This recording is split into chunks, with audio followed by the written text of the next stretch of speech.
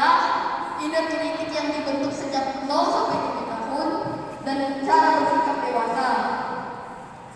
Pesan dari saya dari rekoleksi ini adalah terima kasih untuk Suster Prancis karena menyempatkan waktu untuk mengajar rekoleksi ini selama 4 hari, dan terima kasih untuk Suster Kepala Sekolah Pak Herman, Pak Joko, dan Bu Valen bisa menemani kami selama 4 hari saat rekoleksi ini, dan terima kasih untuk Bu Taria telah menyiapkan makanan untuk kami saat jam makan siang.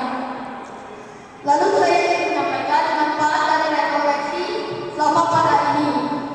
Kita bisa tahu dari materi UMI, kita bisa mengetahui, kita dapat mengetahui ciri-ciri tubuh fisik kita. Lalu dari materi inner critic kita bisa tahu karakter kita dibentuk sejak 0 sampai 7 tahun dari lingkungan keluarga.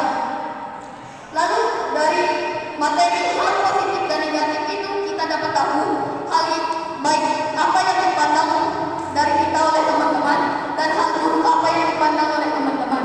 Dan pada materi hari terakhir yaitu kita cara bersikap dewasa, kita dapat mengetahui bahwa kita dapat bersikap dewasa karena usia kita